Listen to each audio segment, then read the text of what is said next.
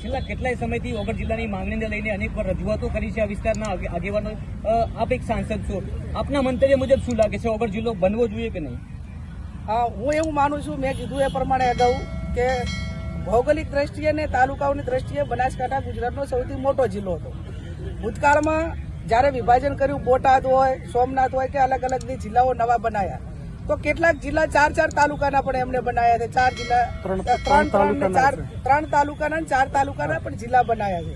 તો એમને થરાદે બનાવવો હતો, દિયોદરે બનાવવો હતો, તો સરકાર એ પ્રમાણે બનાવી શકતી હતી. અને વગર જિલ્લો વચ્ચે એની ભૌગોલિક દ્રષ્ટિએ અને કાંકરેજ પણ પાલનપુરમાં જવા માટેની અપેક્ષા ન રાખો, કદાચ એમને એ પ્રમાણે બધાને વિશ્વાસમાં વગર બનાવ્યો હોત અને જે રીતે બોટાદના આદિ જિલ્લાઓ બનાવ્યા છે, એકને બદલે સરકારે 2 જિલ્લા બનાવવાની જરૂર હતી તો થરાદે થોત, પણ એવું નથી કર્યું.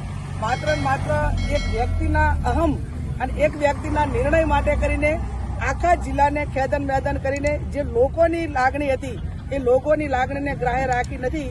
એટલે આ બાબતમાં કદાચ થરાદે ભલે જિલ્લો બન્યો હોય, પણ વગરને અલગ જિલ્લો બનાવીને કાંકરેજ, ધાનેરા, દિયોદરને આને પણ ન્યાય મળે એ જે રજૂઆત છે, એ રજૂઆત એ હું સરકાર સુધી પહોંચાડું.